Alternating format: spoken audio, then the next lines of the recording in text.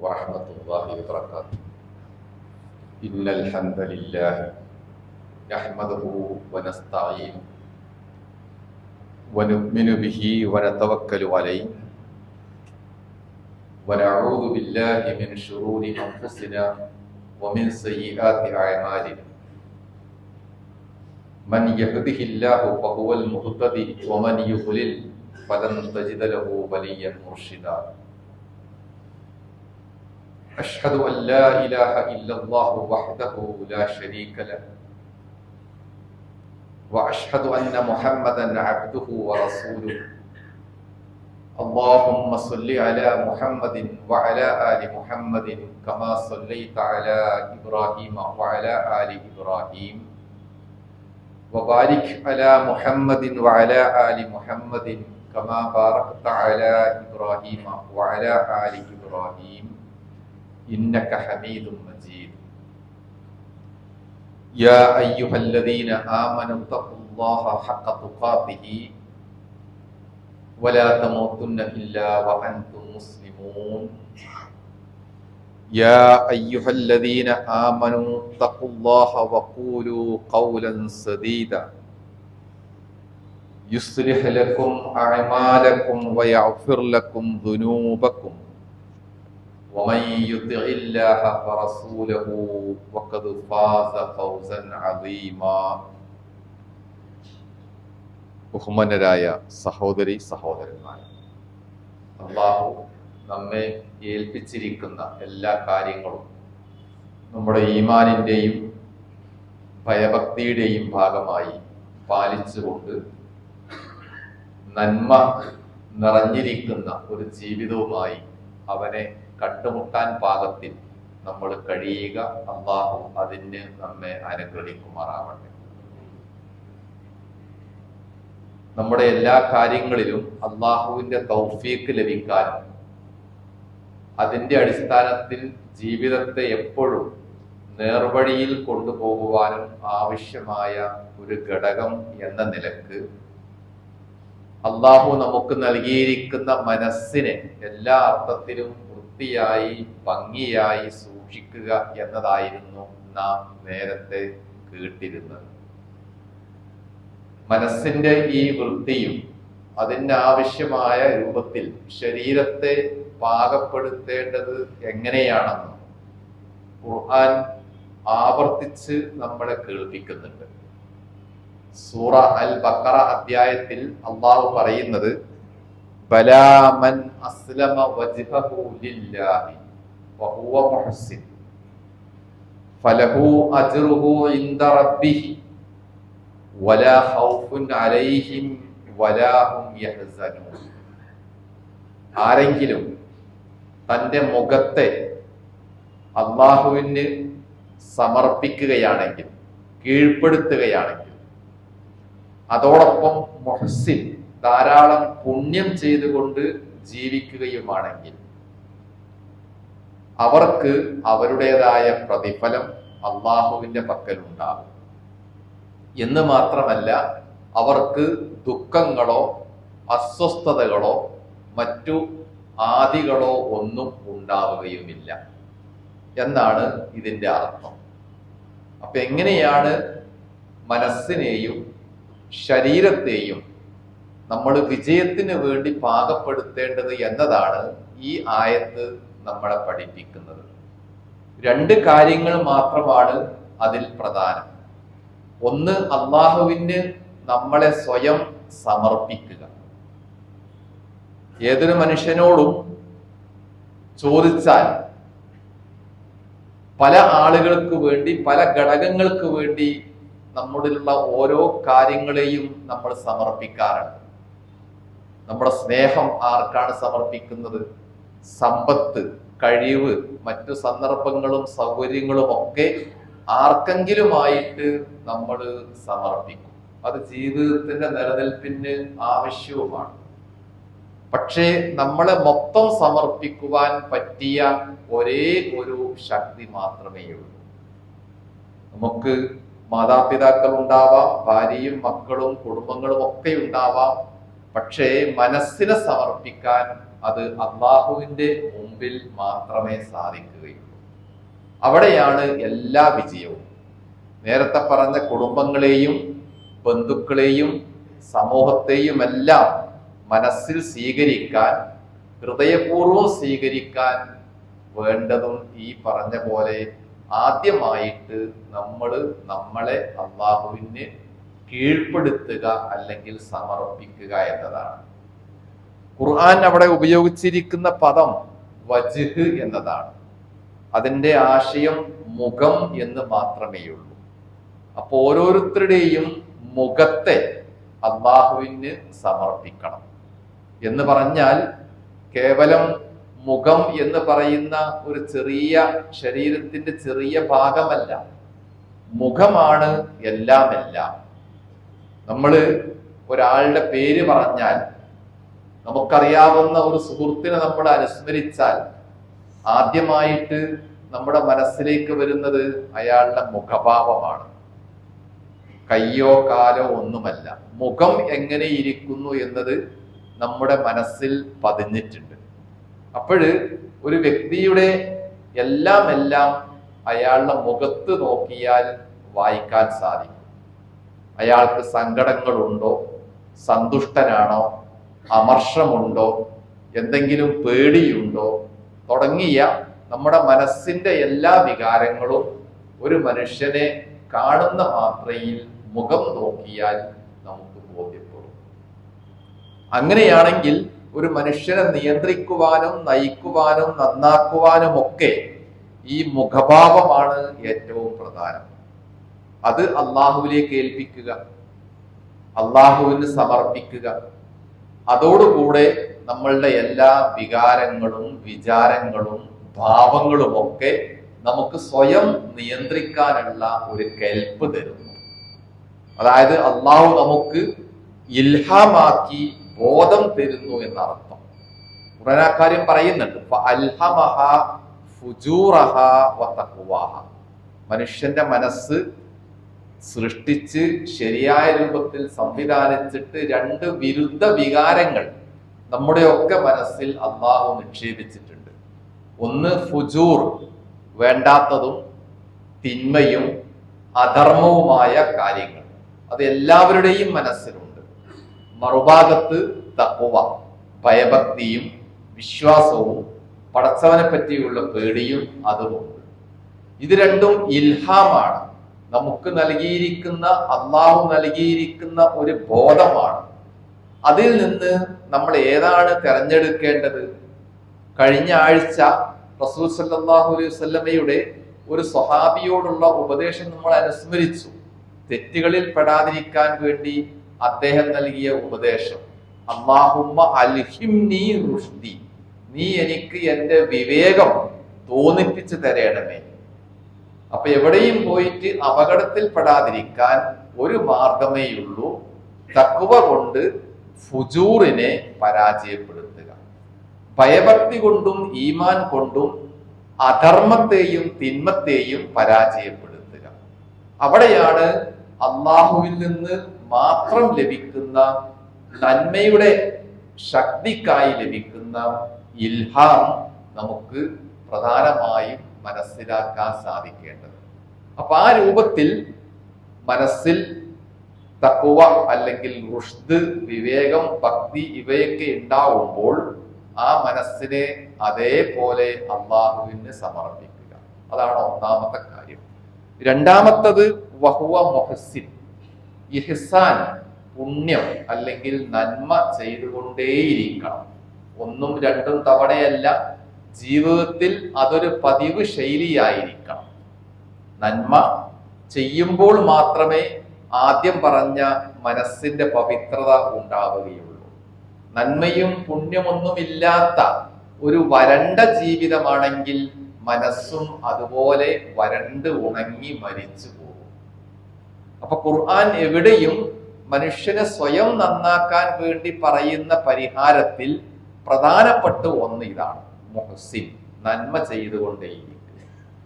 ഏത് നന്മക്കും 3 തലത്തിലുള്ള നേട്ടങ്ങളാണ് ഖുർആൻ വാഗ്ദാനം ചെയ്യുന്നത്. ഒന്ന്, ആ നന്മ നമുക്ക് ഉപകരിക്കും.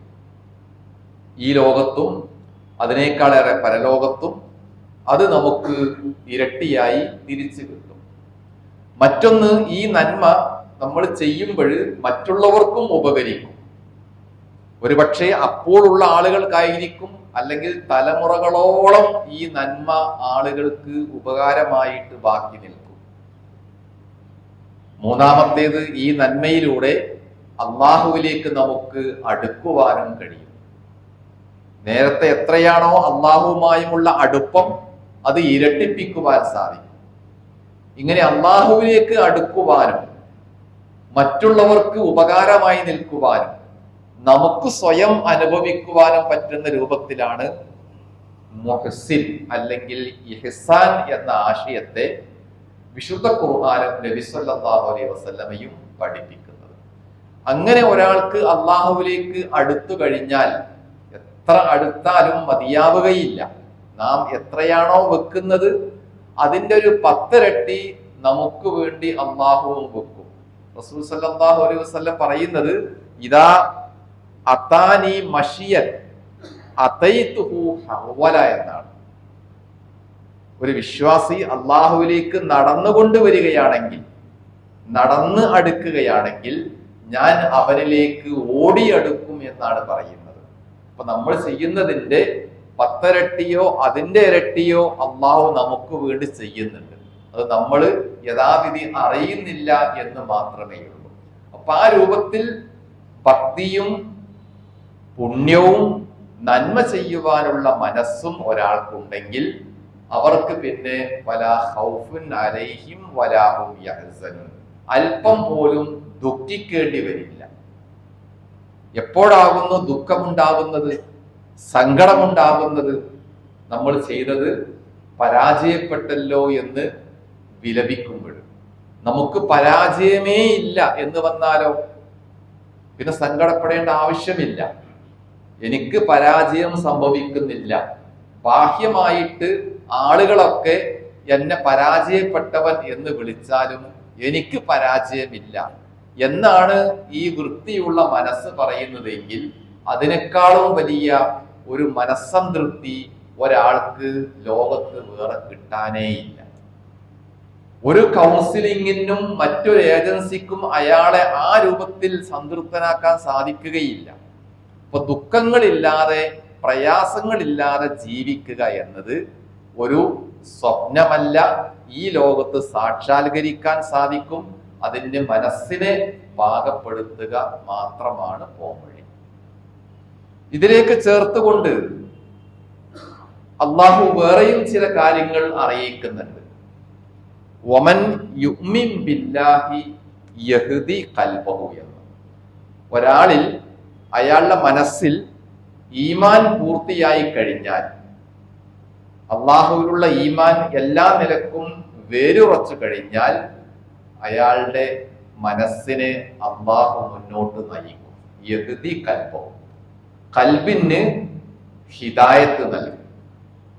ഹിദായത്ത് നമ്മൾ ആഗ്രഹിക്കുന്ന വലിയൊരു വിഷയമാണ്.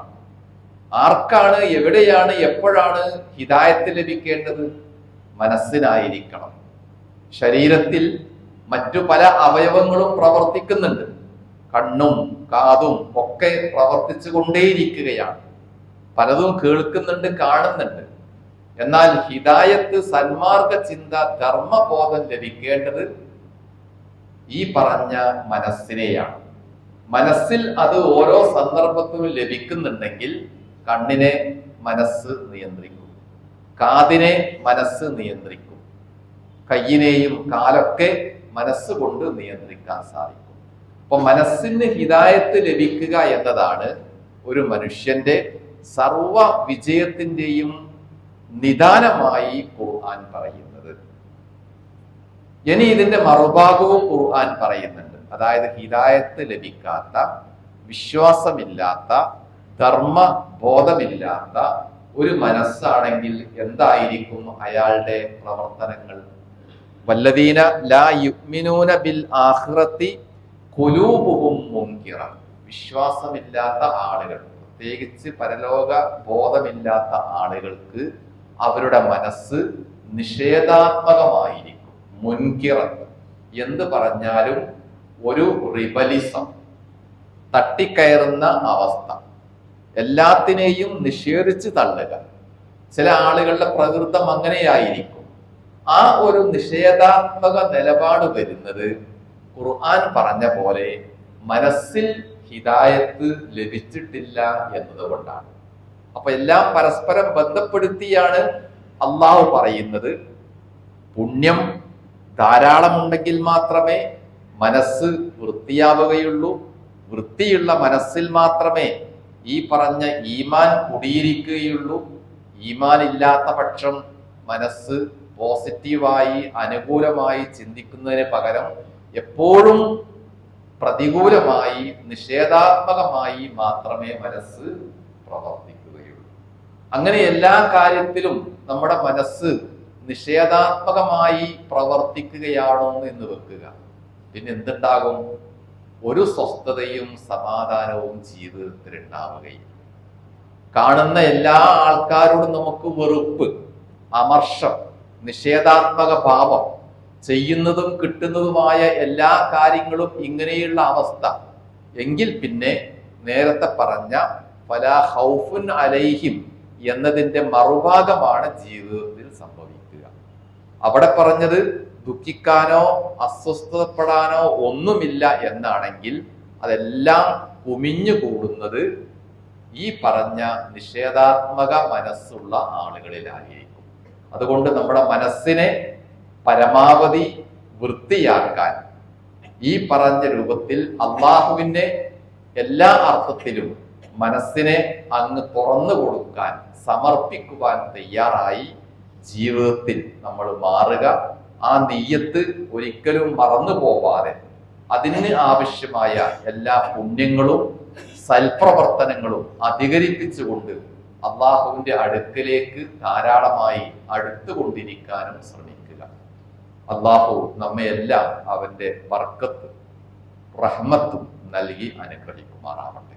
അൽഹംദുലില്ലാഹി റബ്ബിൽ ആലമീൻ والعاقبة للمتقين نصلي ونسلم على نبينا محمد وعلى آله وصحبه أجمعين اتقوا الله عباد الله.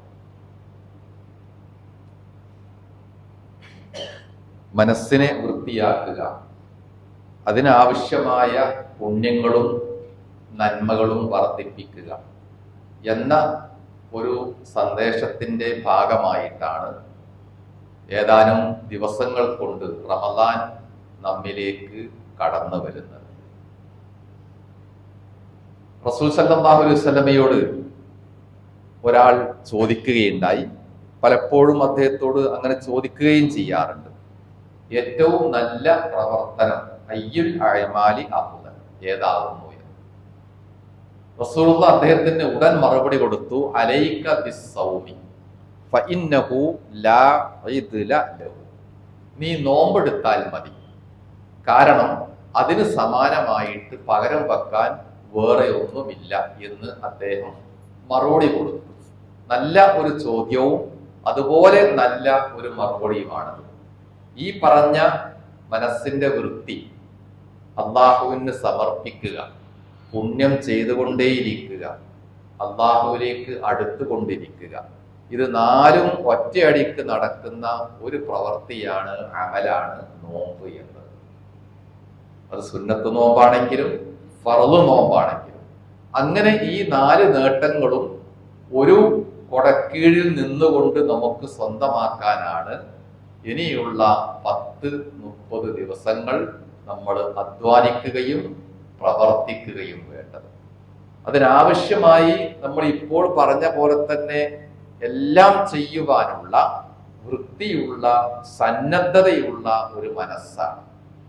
പലപ്പോഴും പ്രവർത്തനങ്ങൾ നടക്കാതെ പോകുന്നത്, അല്ലെങ്കിൽ പാളിപ്പോകുന്നത്, അല്ലെങ്കിൽ അസ്ഥാനത്തായി പോകുന്നത്, പ്രതിഫലം ലഭിക്കാതെ പോകുന്നതൊക്കെ പ്രവർത്തിക്കാത്തത് കൊണ്ടല്ല, നമ്മുടെ മനസ്സിലുള്ള അലസഭാവം, അത് അത്രയൊക്കെ മതി എന്ന നിസ്സാരഭാവം പലപ്പോഴും നമ്മളെ ബാധിക്കാറുണ്ട്. ആ ഒരു അലസമട്ട്, അലസമായ ചിന്ത നോമ്പിന്റെ മുമ്പിൽ ഒരിക്കലും നമുക്ക് ഉണ്ടായിക്കൂടാ. നമ്മൾ ചെയ്യുന്ന പ്രവർത്തനങ്ങൾ എത്രയാണോ അതെല്ലാം തിരിച്ചു കിട്ടണം. ഒന്നുപോലും മനസ്സ് ചീത്തയായി എന്ന പേരിൽ നഷ്ടപ്പെടാൻ പാടില്ല. ഇബ്നു റയ്യാദ് എന്ന ഒരു പണ്ഡിതൻ നല്ല ഒരു ഉപദേശം ഈ രംഗത്ത് നൽകുന്നുണ്ട്. അദ്ദേഹം പറഞ്ഞു, ലാ തകൂനു കൽ മുൻഖൽ, നിങ്ങളുടെ അമലുകൾ, നിങ്ങളുടെ പ്രവർത്തനങ്ങൾ മുൻഖല് പോലെ, അരിപ്പ പോലെ ആവാൻ പാടില്ല എന്ന്. അരിപ്പയുടെ പ്രത്യേകത നമുക്കറിയാം. അരിപ്പയിലിട്ട് വല്ലതും അരിച്ചെടുത്താൽ പൊടിയും നല്ലതും താഴത്തേക്ക് വീഴും. കല്ലും കരടും മണ്ണുമൊക്കെ അരിപ്പക്കകത്ത് ബാക്കിയുണ്ടാകും. അതുപോലെ ആവരുത് നിങ്ങളുടെ മനസ്സ് എന്നാണ് അദ്ദേഹം പറയുന്നത്. യുഖ്രിജു ദഖീഖ ത്വയ്യിബ, നല്ല പൊടി താഴത്തേക്ക് വീഴും. വ യുംസിക്കു അൽ നുഹാല, ചപ്പും ചവറും കരടുമൊക്കെ അരിപ്പക്കകത്തുണ്ടാകും.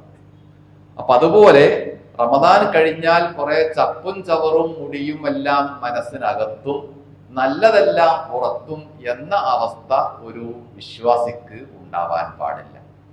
അത് റമദാനിൽ മാത്രമല്ല, എല്ലാ കാലത്തും ശ്രദ്ധിക്കേണ്ടതാണ്. റമദാൻ മുമ്പിലെത്തിയത് കൊണ്ട് ഒന്നുകൂടി ആ കാര്യം ഓർമ്മപ്പെടുത്തിയിരുന്നു. റമദാൻ വരുന്നതിന് മുന്നോടിയായിട്ട് അതിൻ്റെ ഒരു സുവിശേഷം എന്ന നിലക്ക് റസൂൽ സല്ലല്ലാഹു അലൈഹി വസല്ലം ചില കാര്യങ്ങൾ ആളുകളെ ഇങ്ങനെ ബോധ്യപ്പെടുത്താറുണ്ടായിരുന്നു. അതാക്കും ജാഅക്കും ഷഹ്റുൻ മുബാറക് എന്നാണ് അദ്ദേഹം പലപ്പോഴും തുടങ്ങി വെക്കാറുള്ളത്. അനുഗ്രഹീതമായ മാസം നിങ്ങൾക്കിതാ നിങ്ങളുടെ പടിവാതിൽക്കൽ എത്തിയിരിക്കുന്നു. ഷഹ്റുൻ മുബാറക്, എല്ലാ അർത്ഥത്തിലും ബർക്കത്തായിരിക്കണം. ബർക്കത്തിന്റെ ഒരു ഘട്ടമാണ് നമ്മൾ നേരത്തെ പറഞ്ഞത്, മനസ്സും ഈമാനും തഖ്വയും പുണ്യവും ഒക്കെ. മറ്റൊരു ബർക്കത്താണ് റമദാനിൽ നാം സ്വീകരിക്കേണ്ട ജീവിതശീലങ്ങൾ, പ്രത്യേകിച്ച് ഭക്ഷണവുമായി ബന്ധപ്പെട്ട ജീവിതശീലങ്ങൾ. ഒരു നല്ല ഭക്ഷണ സംസ്കാരമാണ് ഒരു മുസ്ലിമിന്റെ ജീവിതത്തിൽ എപ്പോഴും റസൂൽ സല്ലല്ലാഹു അലൈഹി വസല്ലം നിർദ്ദേശിക്കുന്നത്. അത് എങ്ങനെയായിരിക്കണമെന്ന കൃത്യമായ ഒരു മാതൃകയാണ് റമദാനിന്റെ രാവിലും പകലിലുമായിട്ട് ഇസ്ലാം പഠിപ്പിക്കുന്നത്. അപ്പൊ ബർക്കത്ത് മനസ്സിലും ചിന്തയിലും ശരീരത്തിലും എല്ലാമായിട്ട് ഈ ബർക്കത്ത് വാരിക്കൂട്ടുന്ന പണിയായിരിക്കണം, ദൗത്യമായിരിക്കണം നമ്മൾ റമദാനിൽ നിർവഹിക്കേണ്ടത്. ഭക്ഷണത്തിൽ ഒരു തരത്തിലുള്ള അമിതത്വവും പാടില്ല. പകൽ കുറെ പട്ടിണി കിടന്നതല്ലേ എന്ന ചിന്തയോടുകൂടെ പകലിനോട് പ്രതികാരം വീട്ടുന്ന ഭാവത്തിൽ ധാരാളമായി വാരി ഭരിച്ച് അത്താഴത്തിനും നേരം ഇഫ്താറിനുമെല്ലാം കഴിക്കുന്ന ഒരു പതിവ് ശൈലി സമുദായത്തിൽ പണ്ടത്തേതുപോലെ ഇപ്പോഴും തുറന്നുകൊണ്ടിരിക്കുകയാണ്. നോമ്പിന്റെ പുണ്യങ്ങളും മഹത്വങ്ങളും അതുണ്ടാക്കുന്ന നല്ല വിചാരവും പോലെ തന്നെ പ്രധാനമാണ് നോമ്പ് നമുക്ക് നൽകുന്ന ഏറ്റവും ലളിതമായ ഭക്ഷണ സംസ്കാരം നോമ്പിനെങ്കിലും സൂക്ഷിക്കുക എന്നത്. അത് നമുക്ക് ഉപകരിക്കും, ആരോഗ്യത്തിന് ഉപകരിക്കും, വീട്ടിൽ അടുക്കളയിൽ സ്ത്രീകൾക്ക് വളരെ ആശ്വാസമായിരിക്കും, സാമ്പത്തികമായിട്ട് ചിലവും കുറക്കാൻ പറ്റും. അങ്ങനെ ആരാധനയിലൂടെയും പുണ്യകർമ്മത്തിലൂടെയും ജീവിതം അതിന്റെ ശൈലി വളരെ കൃത്യമായി മാറ്റിക്കൊണ്ടുമൊക്കെ റമദാനിന്റെ ആത്മീയമായ ഗുണങ്ങളും പരലോകത്ത് ലഭിക്കാനുള്ള ഗുണങ്ങളും ഈ ലോകത്ത് ലഭിച്ചേക്കാവുന്ന നേട്ടങ്ങളും നമുക്ക് നേടാൻ കഴിയട്ടെ എന്ന് പ്രാർത്ഥിക്കാം. നമ്മളെല്ലാവരും ഈ പറഞ്ഞ പോലെ എല്ലാത്തിൻ്റെയും പിന്നിൽ വേണ്ടത് നിയ്യത്താണ്. ഇന്നമൽ അഅ്മാലു ബിന്നിയ്യാത്ത്. നല്ല ഉദ്ദേശശുദ്ധിയും നല്ല ബോധവും മനസ്സിൽ തട്ടിയ വിചാരവും നോമ്പിന്റെ പിന്നിലും മുന്നിലുമായി ഓരോ നോമ്പ് കഴിയുമ്പോഴും ഓരോ ഇബാദത്ത് എടുക്കുമ്പോഴും ആ ചിന്തയെ നാം കൂടുതലായിട്ട് ശാക്തീകരിക്കുക. നമ്മുടെ എല്ലാ അമലുകളും അള്ളാഹു നമ്മിൽ നിന്ന് അതിന്റെ പൂർണ്ണമായ പ്രതിഫലത്തോടുകൂടെ സ്വീകരിക്കുമാറാവട്ടെ. ഇന്നത്തെ നമ്മുടെ സ്വതക്കകൾ നമ്മൾ എപ്പോഴും പറയാറുള്ളത് പോലെ പള്ളിയുടെ നിർമ്മാണ റിപ്പയർ ജോലികൾക്ക് വേണ്ടി തന്നെയാണ്. അതിന്റെ പ്രവർത്തനങ്ങൾ അൽഹംദുലില്ലാഹ് ഏറെക്കുറെ അവസാന ഘട്ടത്തിൽ എത്തി നിൽക്കുകയാണ്.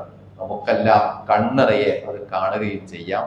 അതിലേക്ക് ഇനിയും നിങ്ങൾ കൊടുക്കണമെന്ന് അഭ്യർത്ഥിക്കുകയാണ്. അള്ളാഹു വരാനിരിക്കുന്ന റമദാൻ കാലം എല്ലാവിധ സൗഭാഗ്യത്തിന്റെയും സന്ദർഭമായി മാറ്റുമാറാവട്ടെ. ധാരാളമായി ഇബാദത്തുകൾ ചെയ്യുവാനും ചെയ്യുന്ന ഇബാദത്തുകളൊന്നും തിരസ്കരിച്ചു പോവാതെ അള്ളാഹു സ്വീകരിക്കുന്ന രൂപത്തിൽ മഖ്ബൂലാക്കി മാറ്റുവാനും റബ്ബ് നമ്മയെല്ലാം അനുഗ്രഹിക്കുമാറാവട്ടെ.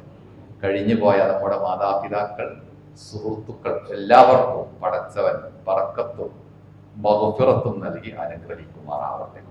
രോഗികളായി കിടക്കുന്ന നമ്മുടെ സഹോദരി സഹോദരന്മാർക്കും മാതാപിതാക്കൾക്കും പടച്ചവനെ നീ ശിഫ നൽകി ആരോഗ്യം നൽകി അനുഗ്രഹിക്കുമാറാവണമേ.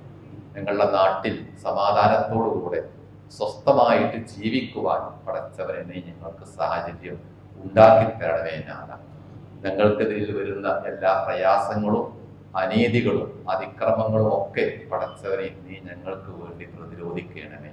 പടച്ചവനെ റമദാനിൽ അന്തരീക്ഷത്തിലെ ചൂട് കുറച്ചുകൊണ്ട് ഞങ്ങൾക്ക് ആശ്വാസം നൽകണമേ. പടച്ചവനെ ചൂട് കനത്ത് വരുന്നത് എല്ലാവർക്കും ബുദ്ധിമുട്ടാണ്. വേനലിൽ ചൂട് കുറക്കുവാൻ നമ്മൾ പ്രാർത്ഥിക്കുക.